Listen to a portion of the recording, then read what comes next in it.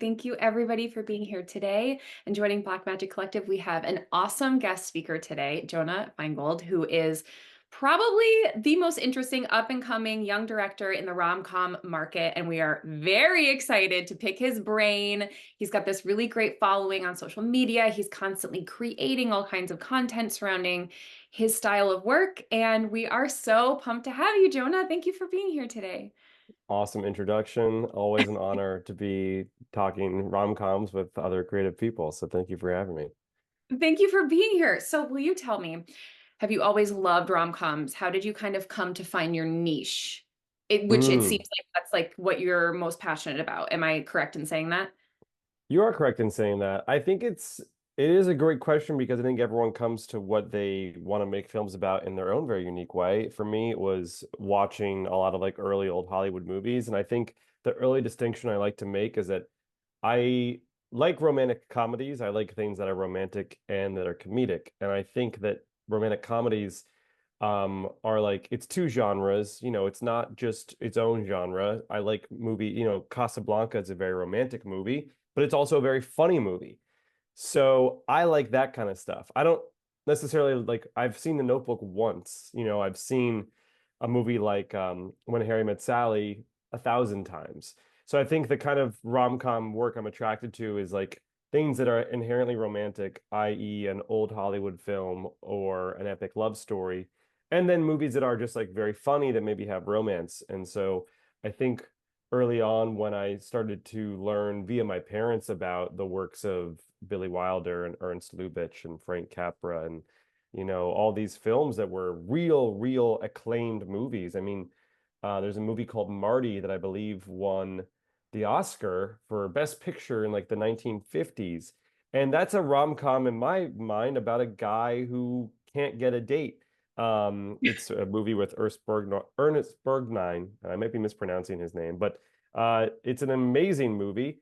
And I saw this artistry, and I saw that there was this genre that wasn't getting taken seriously anymore when I was in the Mhm. position to start making films. And it also just, I had something I wanted to say as an artist, as someone who was in the navigating the world of romance as, a 20-something-year-old.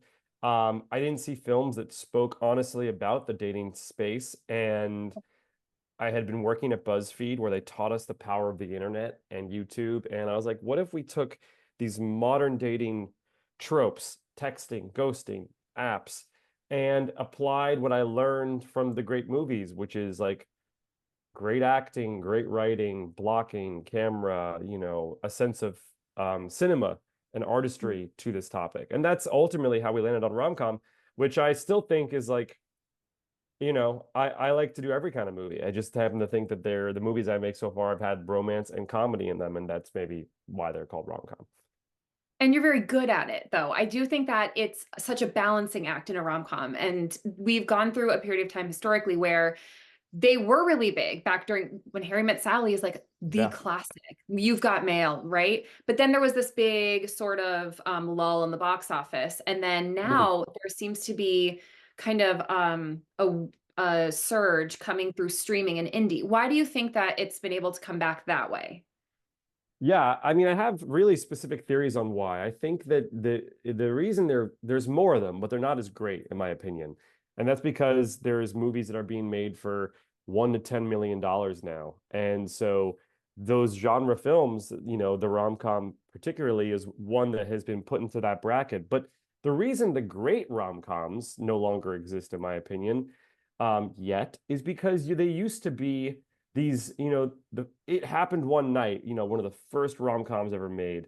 Yes. Um, it's a movie that had two stars. They were already movie stars and they were falling in love on screen. And that was always the appeal of the great romantic comedies, in my opinion. Whether it was Meg Ryan and Tom Hanks, or whether it was Julia Roberts and Hugh Grant, or Matthew McConaughey and Kate Hudson, you went in with the pre-contextualization that the two people you're going to see, you already know they exist Mhm. and in the culture, in the zeitgeist. And now you're going to get to see them fall in love. And that is the exciting part. It's like seeing your two favorite basketball teams play, And so Yeah.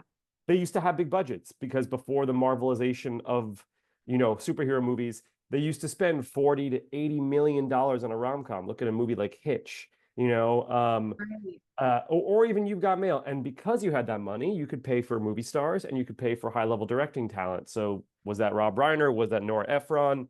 And then as the 30 to 80 million dollar movies went away because now they started spending $100 million or nothing, that rom-com went away.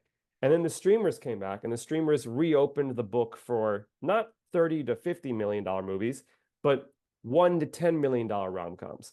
So you now have all these new rom-coms. But in my personal, I'm not saying they're great films, but you're not seeing two movie stars. You're not seeing George Clooney and Julia Roberts, who did just do a movie called Ticket to Paradise a couple of years ago that cost $100 million to make.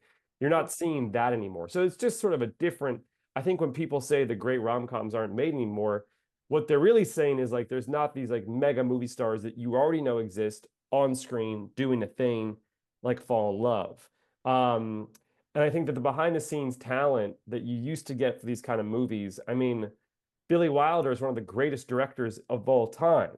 Yeah. And he was making The Apartment, which is like the foundation for When Harry Met Sally. So I think Right. that's kind of why, but I think the streaming market has brought back an opportunity for people to go out there and make, $2 to $5 million romantic comedies that can be a little more low stakes, but perhaps be very fun. And, it's obviously great. People can have a job and go make a film. Yeah, and they are fun and people are enjoying them. Kind of along the lines of people of part of America's always watched Lifetime and Hallmark movies, knowing Yeah. that they're safe, knowing that what they're going to get, and that's a completely different thing.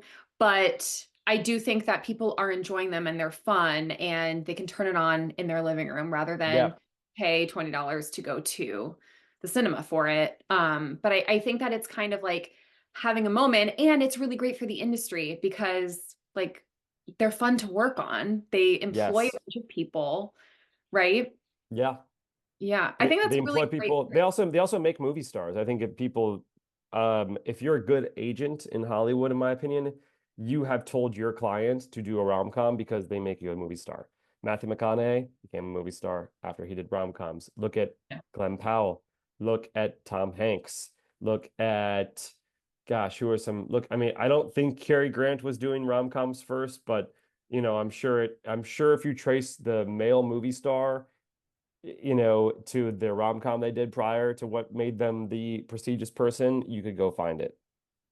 Well, Cary Grant, what a great reference. So Yeah. tell us, would you consider Dating in New York, which was an indie film that you made, would you consider that your breakout film? Yeah, I would say Dating in New York was the first feature film. And in film school, I guess for anyone listening or watching this, if you want to be a feature-length film director, the answer on how to do that is very simple, but it's also very complicated. The simple answer is if you want to make feature-length films, you have to go make your first feature film, which sucks. But that's the way that it has to be, that you have to chicken before the egg, whatever, catch 22. But that's the reality. And it wasn't Yeah. until I did that I then started having larger conversations about how to go make a 90-minute movie or a 2 hour film. And you got to go make it on your own and you got to go make it with as little resources as possible. But if you do that, if you complete it and it's decent and you get it out there in the world, then your life changes. So that's the guarantee that it can be offered. But yeah, Dating in New York was the first feature film I made. It was certainly the crystallization of many ideas that I had thought of before, approaches to style that I had done before. Um, but that was an ultra low budget movie, because this is an educational platform. It was like a $200,000 movie, which falls below the SAG ultra low. It's in the SAG ultra low budget thing. What does that mean? That means that every actor got paid the same amount of money. There was no real room for negotiation, which is awesome. And you weren't going to spend that much on the above the line. Right. And it's amazing that you went out and you did it yourself because, like we were talking about before we started recording, so many people talk about working and don't do the creating themselves, which is so fulfilling in and of itself. And you can look back to this one film as sort of the catapult for the rest of your career and the amazing things you've been doing, which we'll get into more. How did you fund, even though it was a really low cost film, it's still a lot of money for a filmmaker. Yeah. So how did you go about raising funds for your budget? Yeah, I mean, it was I wrote down a list of 20 people that I thought maybe had five to $10,000 that they would invest into the film. And at the time that was a lot of money. $5,000, I'm like, who do I know that has $5,000? I mean, but at the same time, I realized all my friends worked in the arts. And if you have friends that are dentists or real estate people, maybe they do have $5,000 they can invest into your film, or $10,000, because there's a tax element to it. There's all these different loopholes, or they have True. $5,000 in gear they could give you. So I wrote down 20 different names and I called every single one of them and I said, I'm making a movie. And here's the important part is every single conversation, there was an element of FOMO and urgency, which is that this is a moving train. Even if I had raised no money, I was prepared to show up on the start date of our film with a camera and see what happened. So Amazing. you need to have that level of like, it's like the scene in Indiana Jones and The Last Crusade where he takes the leap of faith over that walking plank, and like you don't see that there's a plank there, but if you put the camera to the side, it is there. And you need to be able to do that when going to make your film. Um, so I called these people. I said, hey, are you in or you're out? I have a start date. I'm casting. I need $5,000. The investment plan is basically you'd get 25% return if we sell the film, and then you would get in perpetuity on the 50-50 waterfall forever.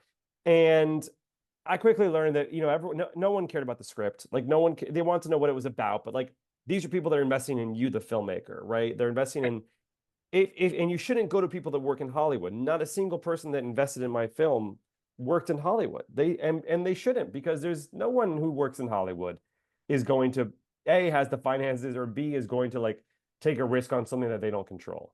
You know, Yeah. so that's how basically I think maybe three of those 20 said yes. And then I asked the 17 other people to suggest people that might be interested, and I just kept calling. And then ultimately we raised our, Amazing. 200,000, and that was from 33 different people. So just to put in perspective. Wow. Yeah. That's amazing. That's a lot of legwork, and that's hard to do. That's a tough ask, just picking up the phone and calling somebody, or somebody that Oh, that person knows. That's not easy to do. So good job doing that. it shouldn't be our job as a directors, but I think in like 2025 filmmaking, if you want to put yourself in a situation where you don't have to wait for anyone, Yeah. and your budget's 200, then that's what you have to do. Like the risk reward is you could totally go down the path of like just getting lucky, where you write a script, maybe you get a producer, maybe you sell it, maybe you Yeah. get a grant, maybe you get like a financier. But I've never had luck like that, and like I don't believe, I'm not patient like that. I just don't think it's a good Yeah. use. I'm an artist. I need to go make stuff. I don't need to just ask people to permit for permission to go make stuff. So that was the Totally. path. That's the curse of when you do it that way, is you have to be the one to go do it.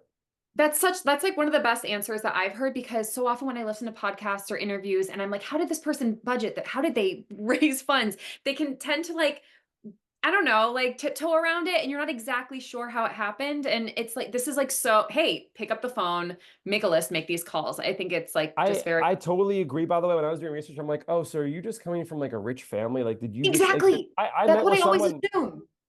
Went with someone and I said, how'd you fund your movie? And they were actually very honest. And they said, my family came into some wealth later on in life. So now I didn't grow up rich, but now we do have money and I just finance it. I was like, first off, appreciate your transparency. And that's awesome. Congrats to your family. Um, but I do feel like, to your point, like, yeah, the only different thing is that when you have those phone calls, so like step one is you want to go make your 30 phone calls to see who wants to invest in your film. But you got to have the start date. You got to have your finished script. You got to have your deck. You got to have the plan on why you're going to make the money back. And like, you got to really still sell them on the concept and like what the plan is going to be. And it's sort of like, here's all the cards on the table. Can I write down your commitment of $5,000? And then you go raise all the money verbally, and then you go call back everybody after you've hit your budget, and you start getting those wires. Amazing. So you went in like true business model. This is the plan, so that they felt very assured that you were going to use the money properly in this time frame and all of Yeah, that. exactly. Here's the budget for the movie. Mhm. Here's when the film will be done. Here's the festivals we're going to apply to. Here's a potential path to recouping. I mean, the other reality is we're making movies. So you've got to be very prepared to say to somebody, this is it's very likely you don't make your money back from this thing, Right. but I'm going to Right. try all my ability to make sure that you do make your money back. But you're more likely to make some money back on film, I think, than like if you're trying to fundraise for a web series or something like that. Well, there That's is like a no ROI in a web series or a TV pilot. I mean, this right. is a debate I get into people a lot where like, let's go make an indie TV show. And I And go, it's well, like, what's your ROI to investors? Fun, right. which is cool, I guess, but like you're not going to sell a TV.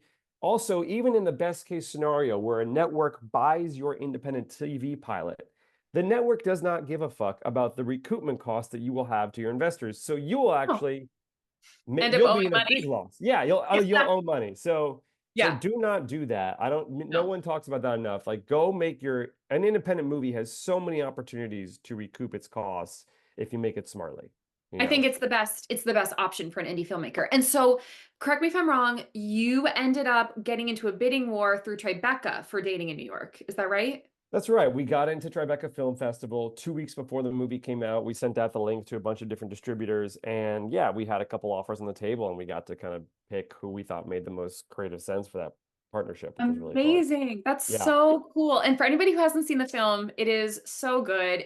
I happened to like fall across it right before I was moving back to New York, and it made me excited to come back to New York with these young filmmakers making good films. Clearly, it felt like an indie movie, but like a high budget one to me. Like I wouldn't have known that it was only 200,000 and just really enjoyed it a lot. So can you tell us now, you really catapulted yourself through your indie film, and then you went on to you've directed three other rom-coms, and you have another one. You have 31 Candles coming out, but Yes, three other rom-coms yes. that are already out.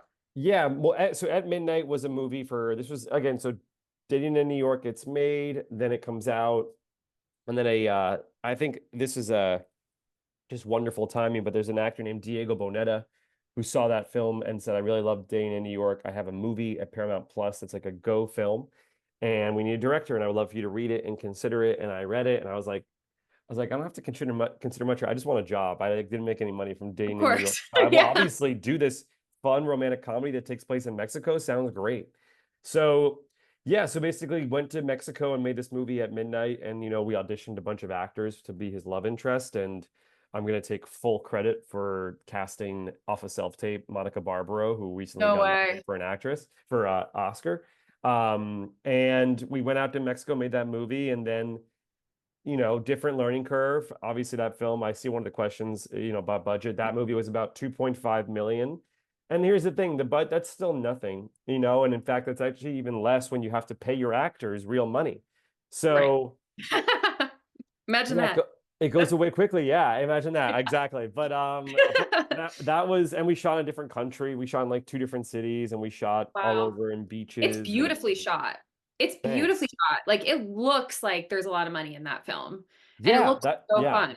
It was a blast. It was a blast. I wish the script had a little more time to be perfected because I always felt like the script was a little derivative of a movie called Notting Hill, which I'm sure we've all I seen love or heard Notting of. Hill. Did you write on this one at midnight? Did you come on as a writer in the end or no? I did like a week. I was just like trying to do like some dialogue things that could have Okay. made Okay. it sound a little more Jonah-y, but like I no I the love that. biggest I wish there could have been time to do a more fundamental lift in the plot line of the story. Okay. Um, but that's a learning experience, and I think it's just the movie took so many different shapes depending on which buyer was from, and the screenwriter Giovanni Porto is like so awesome and talented, and like would just kind of be tailoring the script to like the different circumstance we were in, for who Nice. the studio was and everything like that. So, but it was a lot of fun. And then that kind of that movie came out, and then I was like, I got an email about a movie called Xmas, which is a Christmas rom-com, and that was a movie that I then was able to. You just kind of learn about how you can enter into a situation quickly and like not and like be a yes person in terms of like I am always going to be in favor of going to make the movie. I'm not going to be a roadblock in terms of like because I like making films. I don't like Yeah. not making films. Yeah. So it's how can we fix the problem in front of us to get us to a path of production. And that's kind of what I've seen be the case for like both of those films and the kind of projects I have friends go on that get stalled. I'm like, well, you're kind of getting in the way of what Right. needs to And it happen to happens make it. way too often. And it's Yeah. such a bummer. It is such a bummer when it happens because it puts everybody on hold. So that's also like a really great like little thing to focus on, just like not getting in the way of getting production going. Exactly. Do not get in the way, be a yes person, stand by your creative guts, but like at the end of the day, the decisions aren't really made until you're on set in that moment. And if you want to, Yeah. that's when you can start to do whatever the hell you want. You Right. can get your third take is for you, or of course casting, but like it's like wait till the problem is actually a problem to like make a big deal out of it. But it's cool that these people, these filmmakers are reaching out to you for stories that like they know, they can tell that you know what to do with. Yes, I do think in both those instances they knew that the movie would get made and it would be Yep. good, and it would Yep. like everyone would survive and have fun, and like that's why I'm thinking the more I make films, I'm like the more if I was a producer, yeah, I just want a director to make sure that didn't go crazy on me, that Yep. made sure everyone had a good time, make sure everyone survived, that the movie was good. Hopefully it's great, but like there's a lot of things that get in the way of a great film. Totally. So You want to feel like it's in capable hands. You want yeah, to feel like it's going to be on time and it's going to be solid. yes, and under Yep. budget. Yeah. Yeah. And that one you didn't write on at all, right? That one was No, just, Xmas was okay. during the writer's strike, so I did not do any writing on Got that one. it. Okay. But my job was to convince Leighton Meester and Robbie Amell that this is a good use of their time and we should go make this movie. And that was working heavily with BuzzFeed and working heavily with Amazon. They were cool partners, and you just learn a lot. I mean, that was one of those instances where the first cut of the movie, which I really loved, I got a lot of feedback from Amazon that made no sense to me. And it was like a Okay. lot of the feedback was you kind of think, oh my God, I'm working with these professionals. I'm going to get the best ideas in the world. And what you learn is not many people are trained in the art of feedback. And I think I was a little disappointed. And then I had to sort of really tell myself, like, I don't own that movie. Like, I'm a gun for hire in that film. So it was a little bit of a learning curve there. But like, I think we obviously all came out of it happy with the product. But it was just, it's an Good. interesting experience. Yeah. It's a fun twist on like a Christmas rom-com movie. It's very Yeah. fun. Yeah. I love it. I like it. I I love that think movie. it's really good. And but I Yeah. think it's kind of like just so quintessential that when you're working with, I mean, I haven't worked with the studio personally, but I hear from friends when you're working with the studio, the feedback you get sometimes is like feels very counterintuitive to like what it is that you're doing. And you're like, do you know the film that we're doing? And that can put you in a Right. tight position. And when I give a note about something that's a little bit out of left field, I always over contextualize it. And then again, they're the boss, like they're Yep. making cutting the Yep. checks. But I'm like, even when I'm the boss, if I'm saying something crazy, I'm providing as much context around that thought so that the person who receives that information understands why I'm asking that, why I'm That is so suggesting that. smart. That is so Well, it's smart just like because that's then, how you get what you want is like, yeah. is So they being can see your point of transparent. view. Yeah. Yeah. And then you have 31 Candles is coming out this summer, you said. And that Uh, one is Jonah. Yes. So then after Xmas, I was like, I got to go back to my roots. I got to go make something for me. And so 31 Candles was made basically the same way we made Dating in New York. Nice. And that comes out this holiday season. That comes out in November. So I Okay. need everyone here to go show up to that. We're gonna show up for it. Why don't you tell us a little bit about it? You wrote it, you star in it, and are Yeah, you also directing? Yeah, so I did the full Wow. thing. It's about a 30-year-old that runs into his bar mitzvah tutor he runs into his former summer camp crush, who's now a bar mitzvah tutor in New York City. And he's in love with her. So he says, you know what? I never had a bar mitzvah. Why don't you teach me? And he's doing it to get with her.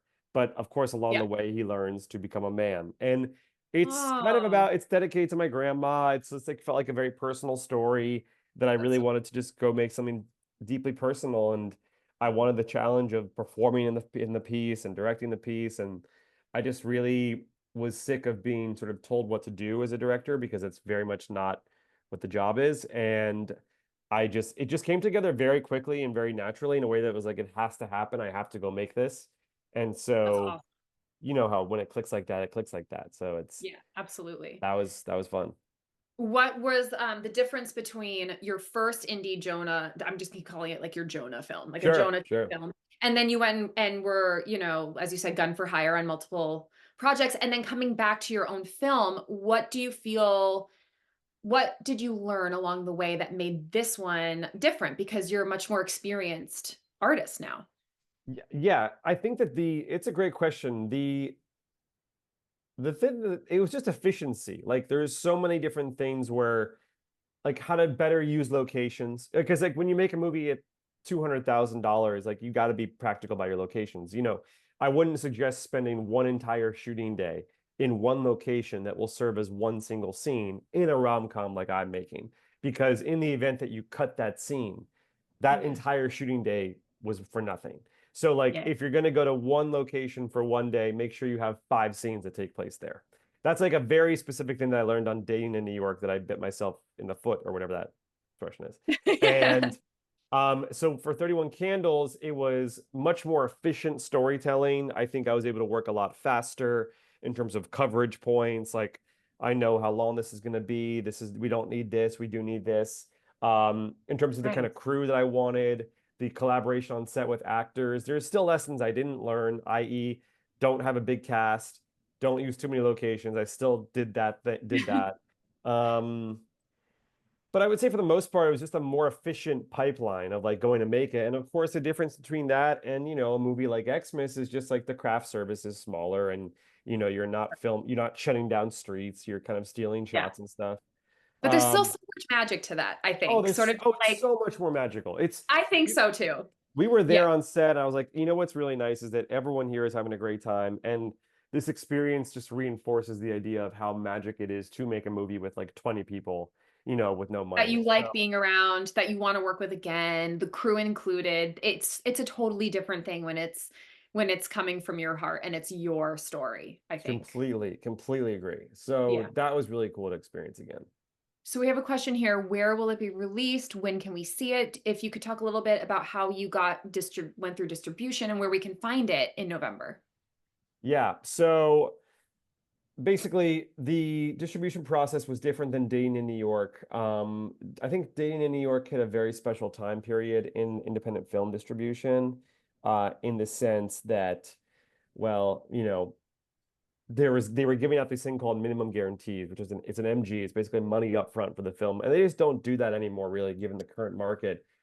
So for 31 Candles, we went out, we showed it to a bunch of buyers. Everyone really liked it. Apple was like really into it. They kept watching it. And then it's like no one really bit, and like in a way that's like I think with a movie that size with not really any stars in it, it's just hard. And it's not like we Yeah. went to go play Sundance or Cannes or anything like that. Right. But we found a company called Level 33, and they've been really wonderful, and they have an executive that just really instilled a lot of hope and courage in me in terms of what I think she will do with the film and how we can work as a team. And so yeah, so basically for to answer Lauren's question, the film will come out in limited theaters in November. So I'll definitely keep everyone posted on that. New York City, LA, certain areas. And then it'll be Awesome. on demand. And I'm sure they'll try to make a streaming deal, but I don't really, it's hard to say, the independent film release strategy literally changes by the week. So I feel that way as well. It's just yeah, it's hard to constantly know changing, until we so who get there. knows? But let us know, and we will shout it out to all of our community because we love to support independent film and independent filmmakers. Nikki asked, how was the funding journey different from dating and New York? So it was a lot easier in the sense that I had made everyone their money back on Dane in New York and then some. So I just called everyone back and I said, "Are you guys back in for round two?" And they were like, "Of course," because Nice. if you make your investors money, that's the easiest thing in the world. Yeah, Now I don't know if I'm going to try to make them their money back on 31 Candles. I'm a little nervous just because it's hard to recoup theatrically. sure. People Yeah, don't realize the amount of fees and percentages that get lost. Um, but it sucks totally. because that's the thing. Someone needs to come in and revolutionize independent film distribution. Um, but it's just a harder reality. So yeah, but so that's how it was a very simple thing. I just called back everybody. I said, I'm gonna go make this other movie. And some people were buying houses and had kids, and other people were like, sure, count me in.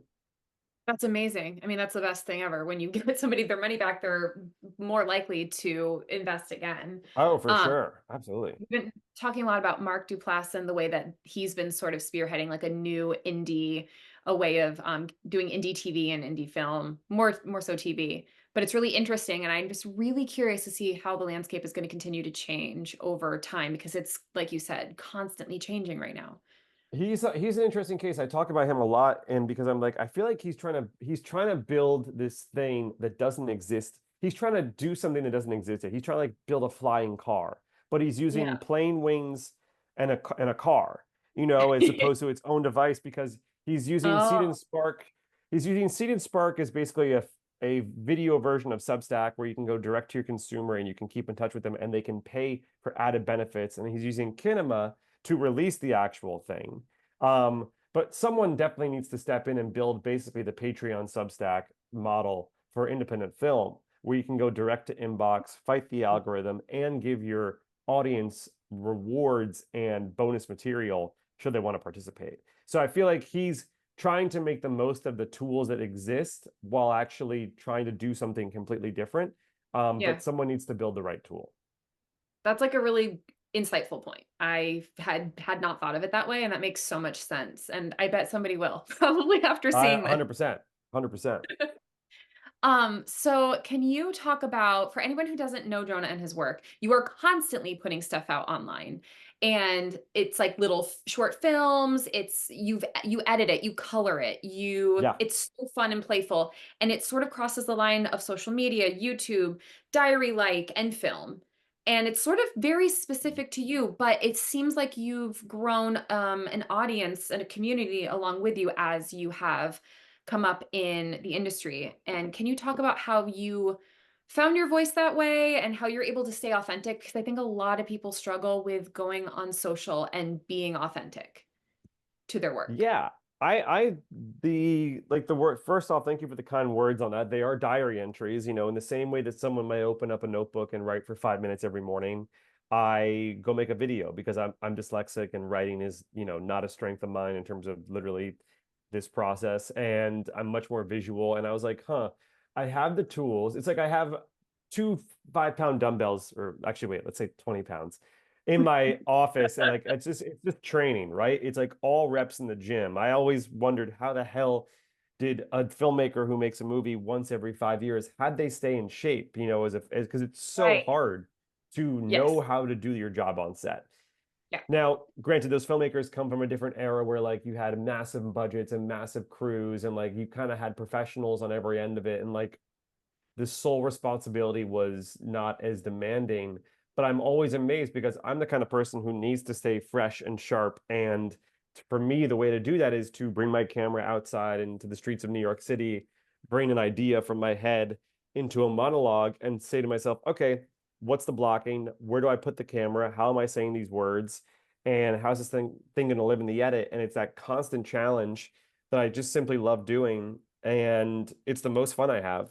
So like they happen because I think it's fun Yeah. and I enjoy doing it. So that's where those came from. And I think I was tired of using Instagram and TikTok as a means to like, yeah, as like a social media tool. And I was more Gets like, a let me little, just, yeah. yeah, let's use this as an art gallery. Like this is just basically like a mini art gallery, and I'll just display my work. And if that means I get to direct more people to my feature length films, then that's great.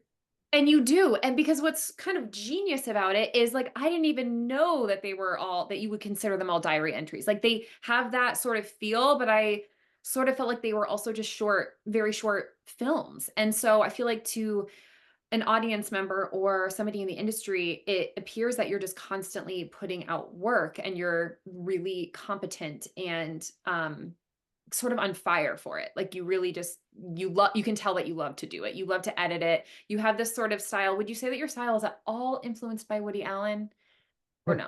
I just got into a comment battle with someone about that. I would say that my style is influenced. I love the concept of like artist style or whatever that concept is. But like I do. I I do too. I yeah, I literally wrote down all my style inflection points. Woody Allen is on that list. Lubitsch is on that list. Okay. Charlie Chaplin is on that list. Billy Oh, Wilder is on that list. Nora Ephron, love Adam her. Sandler, Judd Apatow. Um, it's the simple act of having a martini. The Thin Man series is on that list. New York, Heartbreak. Like the list is beyond kind of like actual filmic references. Monet paintings. The process by which, Wow. well, That's cool. Monet made 300 versions of the flower lily painting. Like, and I'm I like, didn't know I'm that. making 300 versions of this same little video of some guy saying he got his heart broken. And so But it's so enchanting and people really seem to respond to it. And I love how you really treat each one like you color edit it, right? Like yeah, you have your specific fonts that you use. yeah. You just have a total style. and it's fun, and you can Thank you. tell that it doesn't feel like overwritten or anything. It seems so natural, and it's Yeah. just very fun. Feel like it showcases you very well. Well, it's very kind. And I will say like the the Woody Allen comparison is always is because he's a very neurotic character. I actually don't think my character is neurotic. I think my character is like very interestingly confident Yeah. in being delusional. And so, Yeah, yeah, you're not neurotic. I would not say that. but that's and like look at Albert Brooks. Albert Brooks was kind of doing that, and Steve Martin, and those are the people I like all these people combined. And I think that that is sometimes helpful for finding your voice. And I will say it's very kind of you to say these things because by doing the daily work, you can then look back and say to yourself, what is my style? And Yeah. if do I want to be a filmmaker that has a style? Like Ron Howard is a director who I think has done an amazing job of never being Ron Howard in his films. Like you could point to his movies and you'd have they were always good, but Mhm. you didn't No through know line. that he made them. Wes Yeah, Anderson, you can look at a still frame or hear a line of dialogue and be like, that's probably Wes that's Anderson. a Wes, yeah. Mhm. So Absolutely. it's always a fun choice for the creative to be like, do I want to have a unique style or do I want Yeah. to be this invisible, you know?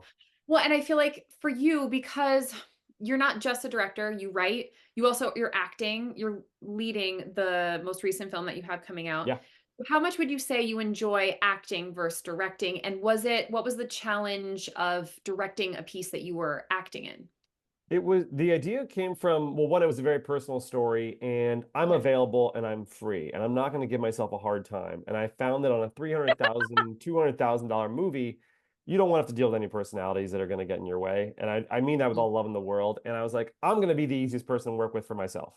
And I But like me. yeah, and I like me, but it was also a very personal film. It was a story about Right. like it's all based, it's dedicated to my grandma. And also like I felt I would feel bad making another actor do the work I think was required for this. And I think also for the rom-com, I didn't know many actors who were down to be embarrassing. Like I think a lot of actors are scared to look stupid on screen. I know not all Yeah. actors are this way, but like I think, the typical leading man rom-com actor doesn't want to look ugly or doesn't want to fall or doesn't, I'm like my character doesn't need to look hot. Like I'll fall and I'll slip on a banana peel and I'll like enjoy it. So that was another Right. reason that I was excited to step in. And I also just think it comes from within, right? It's like it's just gotta if you feel you're the right person for that part, then you gotta lean into that instinct. But do you think that you would, like, moving forward, how much acting do you want to do? Would you act in somebody else's film? I have a script right, excuse me, I was reading before this where they're offering a role for an independent film, and I don't know, I think maybe I really like the process. I'm like, I have a lot of respect for actors now that I've worn those shoes. It's really hard, and Yeah. you don't know what you're getting yourself into. Like you No. don't know what the director's like. You don't know Yeah. what the crew is gonna be like. And And so I sometimes don't you have little say. You have little and say, yeah, but when people yeah. watch it, they blame you if it's not good. Here's what we're gonna do it. They blame the director. It is always gonna be the director. I think, People in the industry, but okay, middle copy. America, family, you know what Yeah, I mean? They fair don't know enough. that editing Fair makes such a enough. Yeah. difference and all of that. So they're just like, wow, Yeah. that wasn't the best. Well, that's the thing. You got to be ready to subject yourself to that and just Yeah. do the best. So I don't know. I mean, I think maybe if I'm like, if as long as there's no overnight shoot dates, I'm probably game to act in someone's movie, but I can't do Uh, overnights. I'll get too I feel tired. too old for overnights for Yeah. sure. But you are such a gem on screen. I feel like you should just as an outsider follow where this leads. Like obviously Yeah. directing is your thing, but I think that any project could probably really benefit from having you on there because you're so comfortable and knowledgeable and you're probably easy to work with. So kudos I to like the to think people. I'm easy. Although there was one time where I was acting in a short film and he's a buddy of mine now, but I was just like, hey man, like you're good. This is like not my place. And I understand now I've had actors do this to me and I'm like, wow, you were so difficult. But I'm realizing now maybe it was helpful, and it's all how you communicate things. But like, if you're doing an overnight shoot and you're spending an hour on a light tweak, that's like, we're talking a scrappy run and gun short film. I was like, Yeah. hey, like, it's your set, your shoot, but like, you should shoot out the actress and like get her. She doesn't need to be here till 4 in the morning while you guys are tweaking a light in a car that's gonna get used for 2 seconds. Like but sometimes and I have to, you have to learn by doing it. But I thought maybe in that instance it was okay to speak up and just be like, especially for my co-star, who I was like, this person has to wake up at 8 in the morning. You didn't tell Yeah, us I it was don't an think overnight. that's I don't think So that's difficult. Yeah, but I think it anyway, can I be always think of easy that. when Yeah. you're managing everything. It can be easy to like forget that there are people who really need sleep, especially if they're Yeah. coming back Yeah. the next day, like you said. Yeah, that's true. Um, so we're coming up on soon question and answer time. If anybody wants to flood with some questions, we will be sure to get to them. What is your favorite romantic comedy? If you had to choose one, do you have one?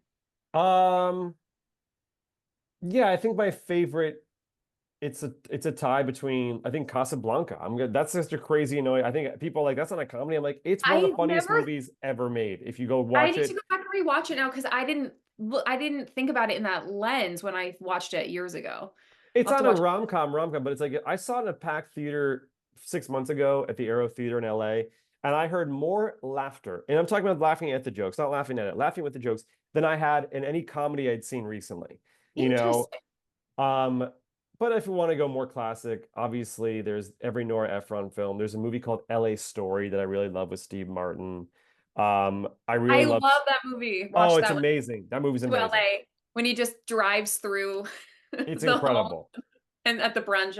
It's a great movie. I forgot about that movie actually. I love Serendipity. I love 27 Yeah. Dresses. You're Um, yeah, you know them all. Is there a creative failure along the way oof. that's like a favorite thing that you've learned from? That's a tough question, but is there something that comes to mind? Huh. I know that's a Ooh. toughie. Well, no, because like every day there's failure. I think it depends on Yes. what failure. I think I've recently, I mean, I've never seen I guess I refuse failure is such a tough word. I don't see it the same way. Like I've gotten over that a long time ago where it's like it's not failure if you try, and you try your best. And so I think obviously there's instances where I wish something sold for more money or more people saw it or it got better reviews or whatever, but like that can't be failure. I don't No. know. I think maybe it's like just it's more like instances where I wish I trust my gut more or I just sort of went with my instinct or if I just didn't give up. It's like it's really a combination of never give up and trust your gut, and that's kind of the instances. Like I think in every situation where I look back, if I had done those two things, it would have had a more positive outcome. I think that's applicable to a lot of different things in life too. Yeah.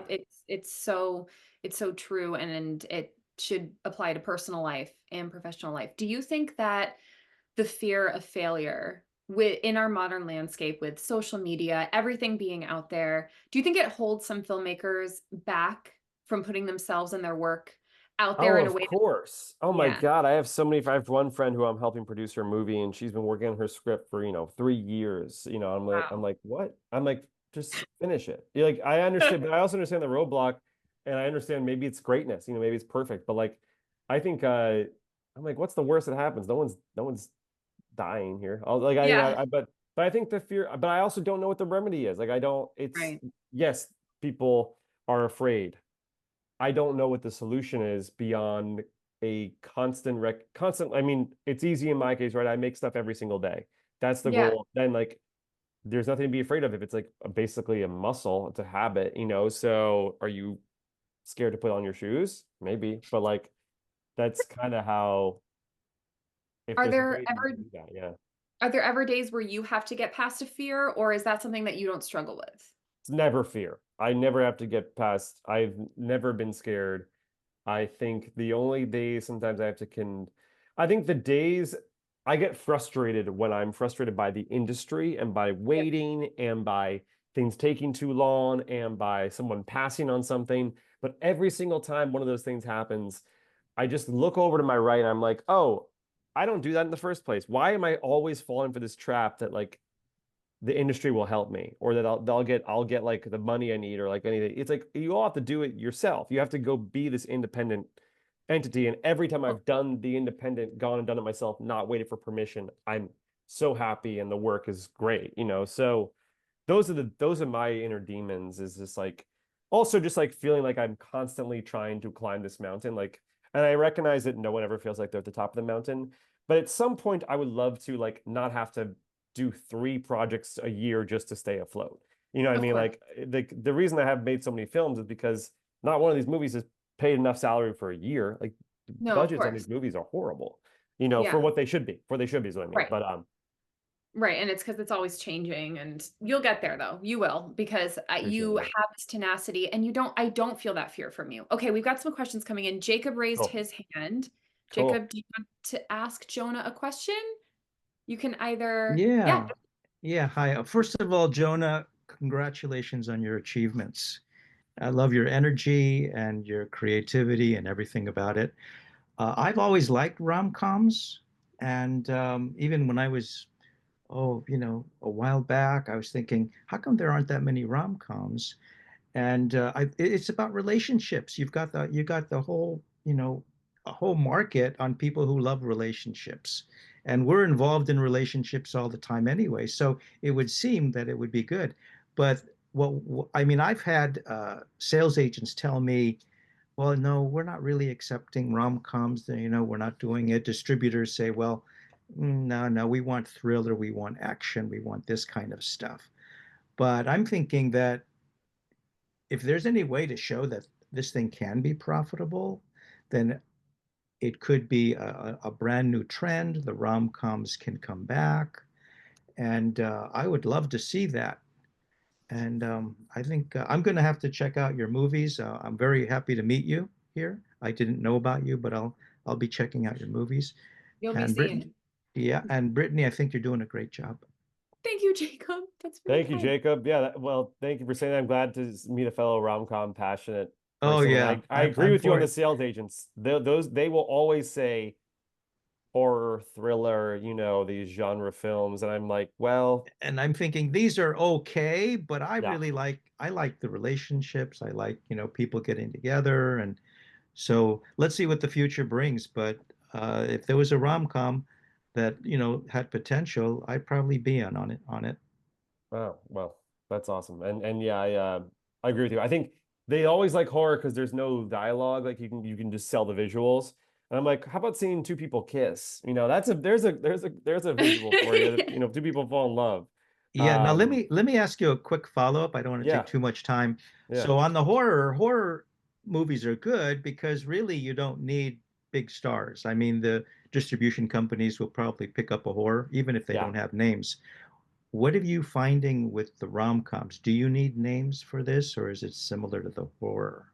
I'm finding that similar to like the thing I was just speaking of, where I get the anxiety every day about playing into the trends of the industry. If you're trying to make a rom-com the traditional way, when I say traditional, I mean like through Hollywood financing and through production companies and through studios, it's absolutely name dependent.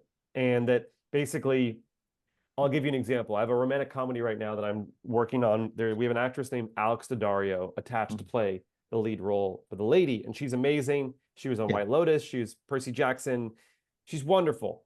And I'm like, oh my God, great. Let's go make it. Like, I'm ready to rock. And then everyone's like, well, to get the X amount of financing, we need to find our guy. And I'm like, cool. I know a couple of guys that'd be great. People from Broadway or some of these like indie actors.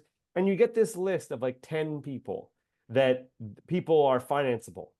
And they're talented actors. Do not get me wrong on that list, but they're not like the most interesting. They're not John Cusack or Billy Crystal or any of these like kind of like people that I think were great rom-com leads. And you're kind of beholden to this casting process where you make these offers, you wait 6 weeks, they don't ever read it, or they do read it, and then you attach them, and it's kind of why you see the same people in all these movies. And I think rom-coms it's sadly completely dependent on who's in it. And I get you're trying to mitigate your risk, but I feel like Yeah. you do disservice to the film itself. And so I always get frustrated by that.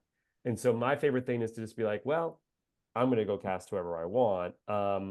Now, I did start this entire talk by saying that I think the great rom-coms were all when you had big movie stars, in these roles. So I think it's a tough genre to crack in terms of like the kind of actors you can put in them and how they're made, and it's definitely nuanced. It's a good question. And Well, you are constantly. you are a trendsetter, so we'll be keeping an eye on you. Thank you, Jacob. That Wow, is finger on the clock. love it. Nikki asked, thank you so much, Jacob. Nikki asked, what's the biggest budget suck of a rom-com, and how would you navigate that creatively within your budget?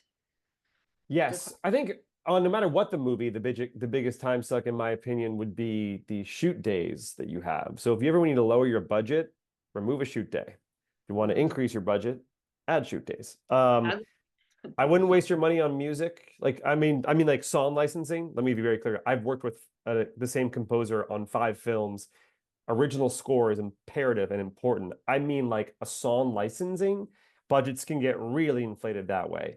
In a yeah. rom-com in particular, I think if you look back at the great rom-coms that I was mentioning, the reason they cost $50 million was because George Clooney was taking 10 and Julia Roberts was taking 10. Mm, So I would say it's in the traditional system, it's the talent that's taking the cost. I would say in the $2 to $5 million independent film, because at $2 to $5 million, it doesn't matter what genre your movie is, you're just making an indie. There's like all this, it's essentially the same budget, no matter what kind of film you're making, in my opinion. Um, what we're looking at there is, yeah, I would say it's shooting days or it's locations, depending on what your rom-com is. good answer. And then You, Nikki also asked, where do you see rom-coms going in the future? I see them coming back to um, I see them becoming funnier and raunchier. And I Oop, think I see them coming back to, I do see the future of theatrical releasing rom-coms.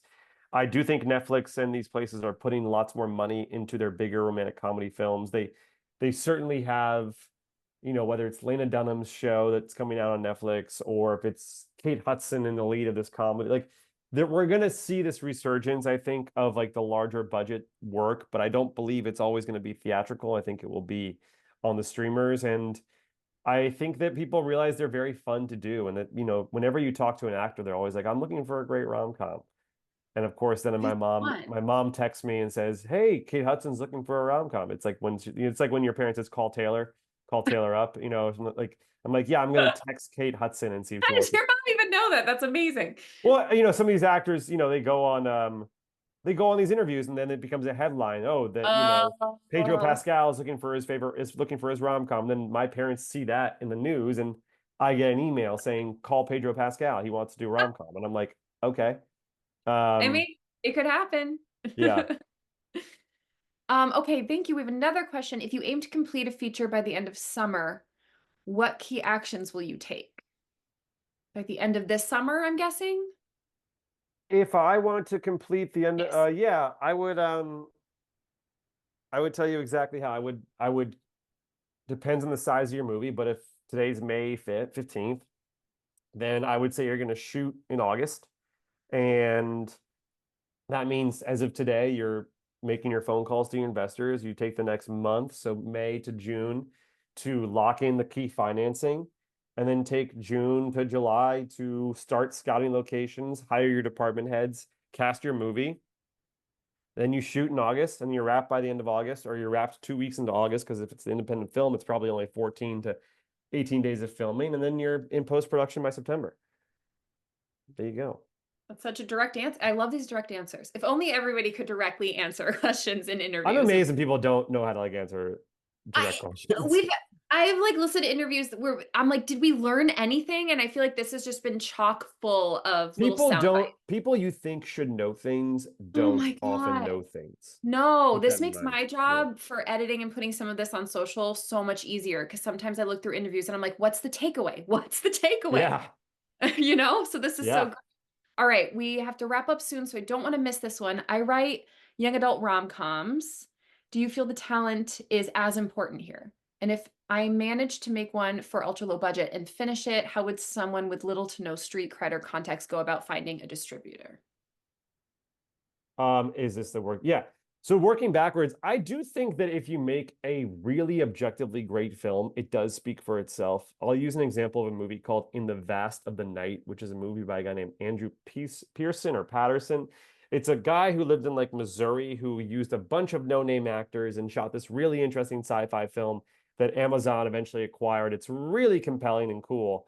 Um, and I would say that so all this to say, no matter where you are in the world, if you make something truly great, which is the hard part, then Mm, yes, you can start, word of mouth alone can avalanche a piece to the forefront. Um, do I feel that talent is as important here? I think that you can go two ways. The answer is there's a lot of 20 something younger teenage actors who have massive followings, and some that have no followings. Where, like, if you cast authentic performing actors in that age range, I think it's totally fine. And I think, like, if you're writing and your voice is amazing, then great, go with that. If you want, though, you can also go cast some of these people who have been on these great YA Netflix shows or Amazon shows, and you can get a little bit of, fan base around your work. And these aren't people that are stars yet. They're just like well known because we now live in this new world where the parasocial relationship between an actor and their fan base is like increased, and monoculture doesn't exist. We all know different celebrities to be famous, which is the same reason we don't have the same rom-coms anymore, because back in the day, Brad Pitt and Julia Roberts, Brad Pitt and Angelina Jolie were the two most famous actors. Now you have 20 people that, are the most famous that I probably never heard of and that maybe you think Yeah. are great. So um then what do you do about it? Find a distributor. If the movie's amazing, submit to festivals. If it's really amazing, it gets in. You can call distributors. You could self-release it. This is the annoying part about, you know, this kind of thing. I would try to go make your proof of concept version, which is like go make the version for no money using your friends who are actors. Go put that on YouTube and then go rinse and repeat and do it again and make it as great as possible. Like that's one way to do that too, just so long as you don't, because you learn and you don't spend too much money doing it. That's Yeah. also great advice. We have to wrap this up, but this has been such a fantastic interview, Jonah. We would love to have you back at some point. Can you tell everybody who's going to be watching this on YouTube where they can find you online and just the details again about your release in November so that we can look out for it?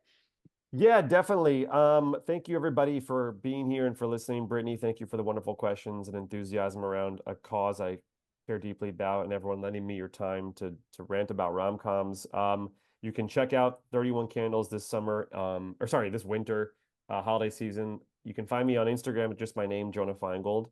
For everyone who's in here, I just dropped my email in here as well. If you ever want to shoot me an email, I am pretty good at emailing people if I can ever be helpful to you in your cause. I'm always a resource there, and I enjoy being helpful when I can be.